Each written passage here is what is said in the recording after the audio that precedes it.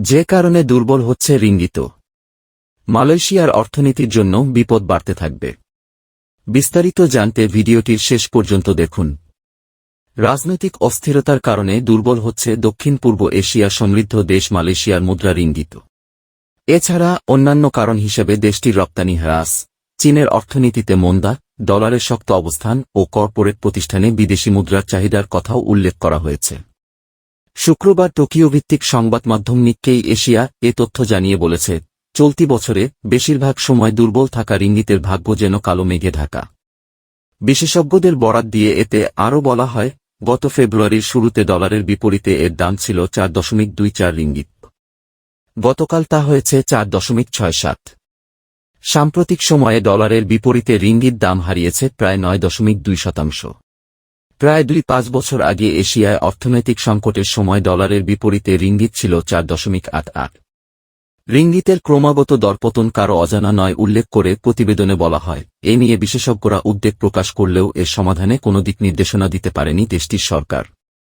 গত সপ্তাহে মালয়েশিয়ার উপ অর্থমন্ত্রী আহমাদ মাসলান দেশটির পার্লামেন্টে বলেছেন, ডলারের বিপরীতে রিঙ্গিতকে শক্তিশালী করতে সরকারের কোনো পরিকল্পনা নেই। এর জন্য প্রয়োজন স্বাধীন মুদ্রানীতি। মালয়েশিয়ার 6 প্রদেশে গুরুত্বপূর্ণ নির্বাচনের আগে রিঙ্গিত দুর্বল হওয়ার প্রসঙ্গটি সামনে এসেছে। এই নির্বাচনকে দেশটির বর্তমান প্রধানমন্ত্রী আনোয়ার ইব্রাহিমের জনপ্রিয়তার পরীক্ষা হিসেবে মনে করছেন অনেকে। আগামী আগস্টে নির্বাচন হওয়ার কথা থাকলেও তা যথাসময়ে অনুষ্ঠিত হবে কিনা এ নিয়ে সন্দেহ দেখা দিয়েছে।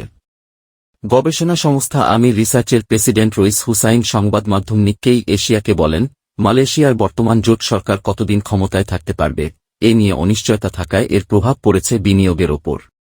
তাই রিঙ্গিত দুর্বল হয়েছে। প্রধানমন্ত্রী আনোয়ার ইব্রাহিমের অর্থনৈতিক উপদেষ্টা কমিটির সদস্য ও সানোয়ে ইউনিভার্সিটির অর্থনীতি বিভাগের অধ্যাপক ইয়াহ কিম লেং মনে করেন, মালয়েশিয়ার প্রবৃদ্ধি 5.6% হলেও এবং মূল্যস্ফীতি নিয়ন্ত্রণে রাখা গেলেও হঠাৎ রপ্তানি কমে যাওয়ায় রিঙ্গিত দুর্বল হয়েছে। প্রতিবেদনে আরও বলা হয়, 2022 সালের এপ্রিলের তুলনায় গত এপ্রিলে মালয়েশিয়ার রপ্তানি কমেছে 7.4%। দেশটির মূল রপ্তানি পণ্যের মধ্যে আছে ইলেকট্রনিক্স ও পেট্রোলিয়াম পণ্য এবং পাম অয়েল।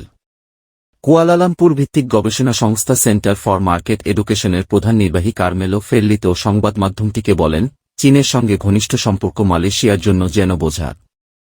কুয়ালালামপুর ভিত্তিক অপর গবেষণা সংস্থা ডিএআর-এর ব্যবস্থাপনা পরিচালক পঙ্কজ কুমারের মতে, বিদেশি মুদ্রার ব্যাপক চাহিদা রিঙ্গিতের দরপতনের অন্যতম কারণ। তিনি বলেন, রিঙ্গিত দুর্বল হলে ধনী ব্যক্তি বা ব্যবসায়ীরা তাদের সম্পদ রক্ষা করতে বিকল্প পথ খুঁজবেন। তখন বিদেশে অর্থ চলে যাওয়ার ঝুঁকি তৈরি হবে।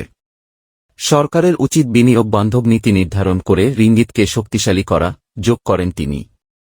তিনি আরও বলেন, সবচেয়ে উদ্বেগের বিষয় হচ্ছে রিঙ্গিত যতদিন দুর্বল থাকবে ততদিন মালয়েশিয়ার অর্থনীতির জন্য বিপদ বাড়তে থাকবে।